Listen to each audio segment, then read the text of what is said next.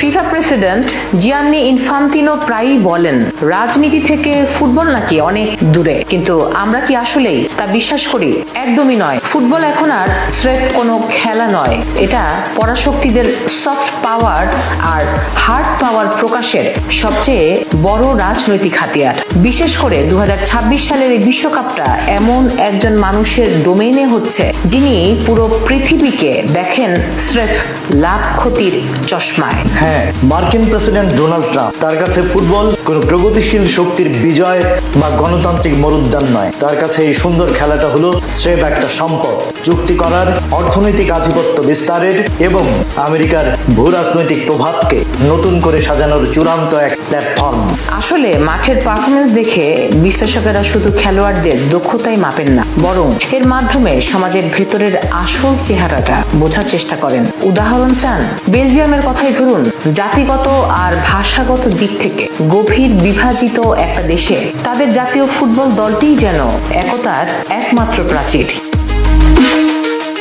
আবার ফ্রান্সে যখন বর্ণবাদী উত্তেজনা প্রতিনিয়ত সামাজিক কাঠামোকে আঘাত করে, তখন ফরাসি বংশোদ্ভূত আর আফ্রিকান বংশোদ্ভূত খেলোয়াড়দের নিয়ে বহুজাতিক দলটিকে প্রেসিডেন্ট এমানুয়েল মাখো ব্যবহার করেন এক মোক্ষম প্রতিষেধক হিসেবে। 2018 সালে ফ্রান্স যখন বিশ্বকাপ জিতল, তখন মার্কিন কমেডিয়ান ট্রেভর নোয়া রসিকতা করে বলেছিলেন, আসলে আফ্রিকাই বিশ্বকাপ জিতেছে। এই একটা কৌতুকই পশ্চিমা বহু সংস্কৃতিবাদের আসল দুর্বলতা দুনিয়ার সামনে উন্মুক্ত করে দিয়েছিল।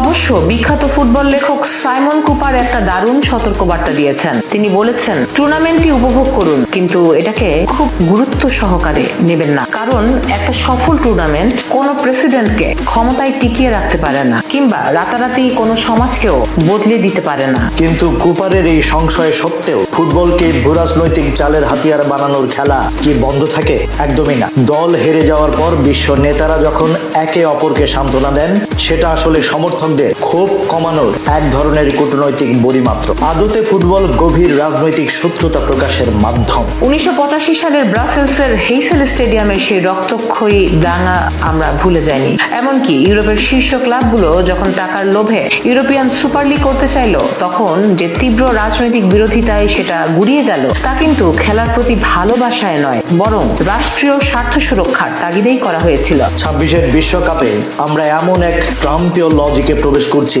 যেখানে খেলাধুলার আসল চেতনা বা স্পোর্টসম্যানশিপের চেয়ে বড় হয়ে উঠেছে স্কোরবোর্ডের লাভ ক্ষতির হিসাব। দিন শেষে এই সুন্দর খেলাটাও যেন বর্তমান কর্পোরেট দুনিয়ার এক নিখুঁত প্রতিচ্ছবি, যেখানে শেষ পর্যন্ত স্টেডিয়াম বা দল কেনার ক্ষমতা যার আছে, ফুটবলও তার সামনে মাথা নত করে। তাহলে কি আধুনিক ফুটবল তার চিরন্তন সৌন্দর্য হারিয়ে স্রেফ রাজনীতির পুতুলে পরিণত হচ্ছে? মাঠের বাইরের এই ক্ষমতার লড়াইকে আপনি কিভাবে দেখছেন? কমেন্ট করে জানান।